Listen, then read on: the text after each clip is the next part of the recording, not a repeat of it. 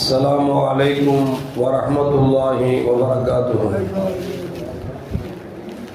الحمد لله رب العالمين والصلاة والسلام على أشرف المرسلين وعلى آله وأصحابه وأزواجه وذرياته وأهل بيته أجمعين. சங்கைக்கும் பெருமதிப்பிற்கும் உரிய பெரியோர்களே, சகோதரர்களே, எல்லாம் வல்ல அல்லாஹு ஜல்ல ஜலாலும் நாம் செய்யக்கூடிய எல்லா நற்காரியங்களையும் முகஸ்துதியின்றி இஹ்லாஸான முறையில் இறைவனுக்காக மட்டுமே செய்யப்பட்ட நல்வணக்கங்களில் நம் வணக்கங்களை அல்லாஹ் கபூல் செய்து கொள்வானாக. நாம் செய்யக்கூடிய வியாபாரங்களிலும் தொழில்துறைகளிலும் நஷ்டம் இல்லாத ஹலாலான முறையில் நிரம்ப லாபத்தை பெற்று அந்த லாபகரமான வாழ்க்கை கொண்டு தம் தேவைகளையும் தேவை உடையவர்களின் தேவைகளையும் நிறைவேற்றக்கூடிய நல்ல பொருளாதாரத்தையும் உள்ள விசாலத்தையும் அல்லாஹ் அனைவர்களுக்கும் வழங்கி அருள்வானாக. கஞ்சத்தனம் என்கிற தீய பண்பை விட்டு அல்லாஹ் நம்மை பாதுகாத்துக் கொள்வானாக. நம்மை இந்த உலகத்தில் வாழ வைக்கும் காலமெல்லாம் நோயினுடைய இன்றி உள்ள ஆரோக்கியத்தோடு அல்லாஹ் நம்மை வாழச் செய்வானாக. அந்த ஆரோக்கியமான வாழ்க்கை கொண்டு அல்லாஹ் ரசூலில் இருக்கக்கூடிய அனைத்து நல்லவர்களையும் புரியக்கூடிய நல்ல முத்தகின்களின் கூட்டத்தில் அல்லாஹ் நம்மை ஆக்கி அருள்வானாக. திடீர் மரணங்களை விட்டும் தீய மரணங்களை விட்டும் நம்மையும் நம் குடும்பத்தையும் நம் சமூகத்தையும் அல்லாஹ் முழுமையான முறையில் பாதுகாத்துக் கொள்வானாக. மருத்துவமனையின் செலவினங்களை விட்டும் வேதனைகளை விட்டும் அல்லாஹ் நம்மை காத்தல்வானாக. நம்மில் யாரெல்லாம் நோயால் பாதிக்கப்பட்டு வீடே கதி என்றும் ஆஸ்பத்திரியே கதி என்றும் அல்லல் பட்டும் அவதிவிட்டும் இருக்கிறார்களோ அத்தனை மக்களுக்கும் வெகு விரைவில் நோயை போக்கி உடல் ஆரோக்கியத்தை வழங்குவதோடு அவர்களை கொண்டு அவர் குடும்பத்திற்கும் சமூகத்திற்கும் பலன் தரக்கூடிய மக்களாக ஆக்கி அருள்வானாக. நாம் இந்த உலகத்தில் வாழ்ந்து மறைகிற நேரத்தில் லா இலாஹ இல்லல்லாஹ் முஹம்மது ரசூலுல்லாஹ் என்ற கலிமாவை மொழிந்து ஜன்னத்துல் ஃபிர்தௌஸை கண்ணால் கண்டு மகிழ்ந்து சிரித்த வண்ணமாக வர்ணிக்கக்கூடிய நல்பாக்கியம் பெற்ற மக்களில் அல்லாஹ் நம்மை ஆக்கி அருள்வானாக. மரணித்தும் மரணிக்காத இறைநேசன் கூட்டத்தில் அல்லாஹ் நம்மை ஆக்கி அருள்வானாக. நாளை மறுமையிலே மாணவி முஹம்மது ரசூலுல்லாஹி ஸல்லல்லாஹு அலைஹி வஸல்லம் அவர்களின் திருக்கரங்களால் ஹவுதுல் கௌசர் என்கிற தடாகத்தின் நீர்வருகி அன்னாரின் ஷஃபாஅத்தை பெற்று அன்னாரின் கரம் பிடித்து ஜன்னத்துல் ஃபிர்தௌஸ் என்ற உயர்ந்த சொர்க்கத்தில் அவரோடு நம்மை சங்கமிக்க செய்வானாக. எல்லாவற்றுக்கும் மேலாக இறை அன்பை பெற்று இறைவனை பார்த்து பரவசம் அடையக்கூடிய அவனுக்காவையும் ரிதாவையும் பெற்ற மக்களில் அல்லாஹ் நம்மை ஆக்கி அருள்வானாக. அருமையான மூமின்களே, அல்லாஹு ஜல்ல ஜலாலுஹு இந்த உலகத்தில் எதை படைத்தாலும் ஆக்கம் என்றிருந்தால் அழிவு என்று ஒன்றை அல்லாஹ் சேர்த்தே படைத்திருக்கிறான். அல்லாஹ் சொல்வான், ஹலக்கல் மௌத்த வல் ஹயாத்த, நாம் தான் மரணத்தையும் அதுபோன்று ஹயாத்தையும் படைத்தோம் என்று சொல்லுகிறான். அல்லாஹு ஜல்ல ஜலாலுஹு உலகத்தில் எதை படைத்தாலும் அனைத்திற்கும் ஒரு முடிவு ஒன்று கொண்டிருக்கிறது. முடிவு இல்லாதவன் என்று சொன்னால் அல்லாஹ் மட்டும்தான் முடிவு இல்லாதவன். அவன் என்றென்றும் நித்திய ஜீவனாக இருக்கிறான். அல்லாஹ் அல்லாத மலக்காக இருந்தாலும் நபிமார்களாக இருந்தாலும் வலிமார்களாக இருந்தாலும் மனிதர்களாக இருந்தாலும் எந்த உயிரினங்களாக இருந்தாலும் எல்லாவற்றிற்கும் துவக்கம் ஒன்று இருந்தால் அதற்கு முடிவு ஒன்று அல்லாஹ் எழுதிவிட்டான். அந்த முடிவு எப்படி நடக்க வேண்டும் என்பதை பெருமானார் ஸல்லல்லாஹு அலைஹி வஸல்லம் நம்மிடத்தில் கேட்க சொல்லியிருக்கிறார்கள். எப்படிப்பட்ட முடிவு நடக்கக்கூடாது என்பதையும் பெருமானார் ஸல்லல்லாஹு அலைஹி வஸல்லம் பாதுகாப்பு தேட சொன்னார்கள். அப்படி பார்க்கிற பொழுது மரணங்கள் பல்வேறு விதமாக வந்து கொண்டிருக்கிறது. சிலர்கள் ஆக்சிடென்டிலே மௌத்தாகிறார்கள், சிலர்கள் கட்டட இடிபாடுகள் மௌத்தாகிறார்கள், சிலர்கள் மனிதர்களுக்குள்ளே வெட்டி குத்திக் கொள்ளுகிறார்கள், இயற்கை மரணம் ஒன்று இருக்கிறது. இப்படி பல்வேறு மரணங்கள் நிகழ்ந்து கொண்டிருக்கிறது. சமீபத்தில் 2-3 நாட்களுக்கு முன்னால் நீங்கள் எல்லாம் பார்த்திருப்பீர்கள். மும்பையில் அப்துல்லா என்று சொல்லக்கூடிய ஒரு இஸ்லாமிய சகோதரரும் அவருடைய மனைவி நஸ்ரீன் என்கிற பெண்ணும் அவருடைய 2 பெண் குழந்தைகளும் அவர்கள் இரவில் பிரியாணியை சாப்பிட்டு விட்டு தர்பூஸ் பழத்தை சாப்பிட்டார்கள். காலையில் எழுந்தால் அவர்கள் வாந்தி பேதி வந்து 4 பேரும் உயிருக்கு ஊசலாடி ஒன்றன் பின் ஒன்றாக மரணித்தார் என்கிற செய்தியை நாம் எல்லாம் வலைதளங்களில் நாம் பார்த்தோம். அல்லாஹ் காப்பாற்ற வேண்டும். எதற்கு சொல்லுவார் என்று சொன்னால், திடீர் மரணங்களை விட்டு பெருமானார் ஸல்லல்லாஹு அலைஹி வஸல்லம் பாதுகாப்பு தேட சொன்னார்கள். இவர்கள் உணவை உண்டார்கள், தர்பூசணியை சாப்பிட்டார்கள், எனவே மௌத்தாகி விட்டார்கள் என்கிற தகவல் எப்படி வர ஆரம்பித்தது என்று சொன்னால், ஆரம்பத்தில் தர்பூசி சாப்பிட்ட 4 பேர்கள் மரணமானார்கள் என்று சொன்னார்கள். தர்பூசி சாப்பிட்டவர்கள் எப்படி மரணிப்பார்கள் என்று கொஞ்சம் விலாவாரியாக அலசி ஆராய்கிற பொழுது அதற்கு பிறகு சொன்னார்கள், அவர்கள் அதற்கு முந்தைய இரவிலே 10:30 மணிக்கு பிரியாணி சாப்பிட்டார்கள், தர்பூசி சாப்பிட்டார்கள், ஏதோ பிரியாணிக்கும் தர்பூசுக்கும் ஒவ்வாமை இருப்பது போன்று ஒன்றை சொல்லி அதனால் மரணித்தார்கள் என்று சொன்னார்கள்.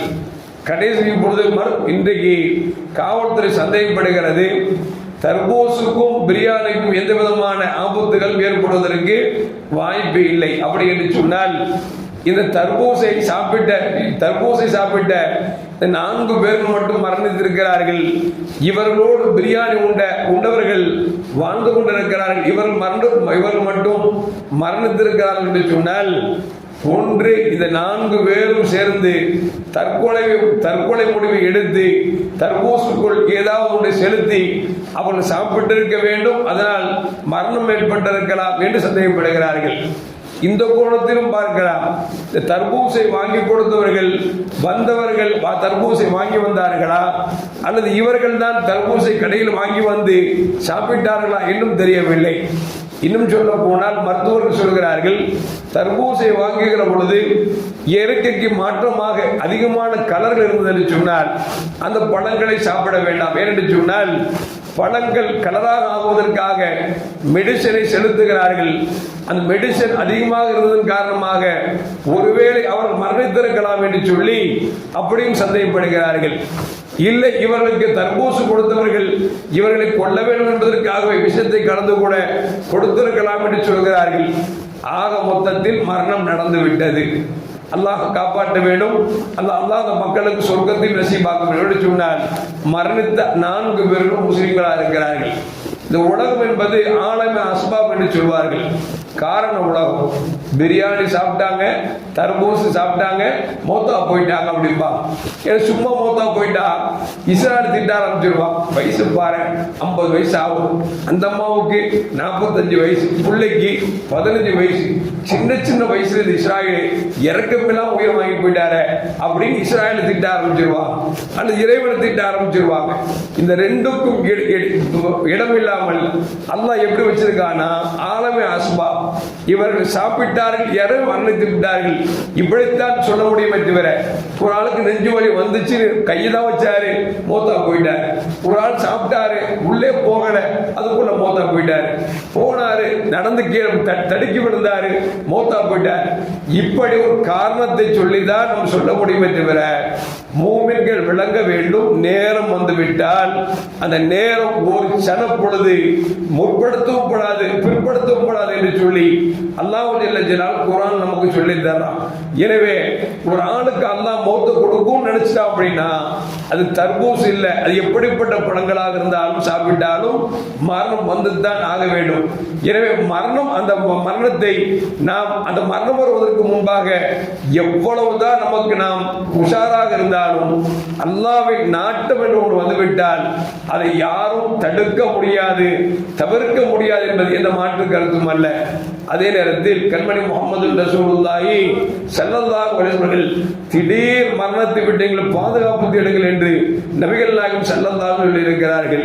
எனவே உலகத்தில் வாழுகிற காலத்தில் அல்லாஹ்விடத்தில் கையேந்துகிற பொழுதெல்லாம், இறைவா திடீர் மரணங்களை விட்டு எங்களை நீ பாதுகாரு என்று சொல்லி ஒவ்வொரு மூமின்களும் துஆ செய்வது கடப்பாடு என்பதை நாம் மறந்துவிடக் கூடாது.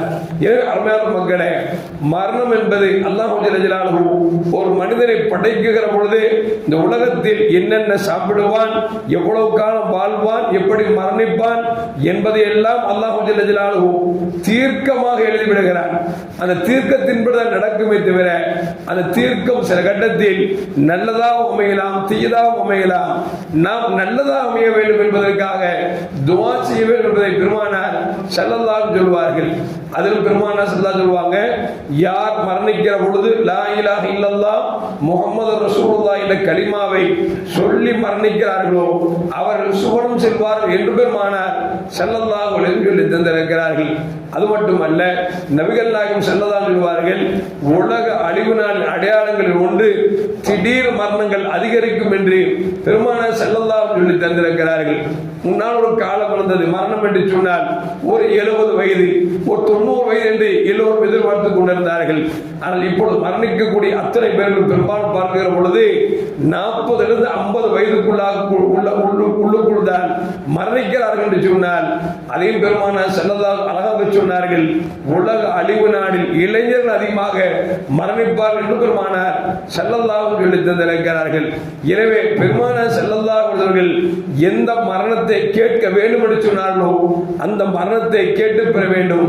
எந்த மரணம் வேண்டாம் என்று பெருமானார் ஸல்லல்லாஹு பாதுகாப்பு தேடினார்களோ அந்த மரணத்தை விட்டு பாதுகாப்பு தேட வேண்டும் என்பதை இந்த நிகழ்வு நமக்கு சொல்லி காட்டுகிறது.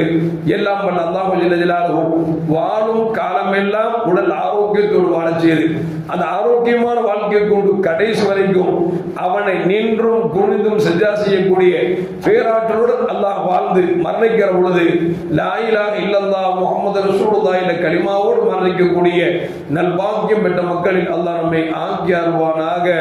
அஸ்ஸலாமு அலைக்கும் வரஹ்மத்துல்லாஹி வபரகாத்துஹு. முஹம்மது ஸல்லல்லாஹு அலைஹி வஸல்லம் ஸல்லல்லாஹு முஹம்மது ஸல்லல்லாஹு அலைஹி வஸல்லம்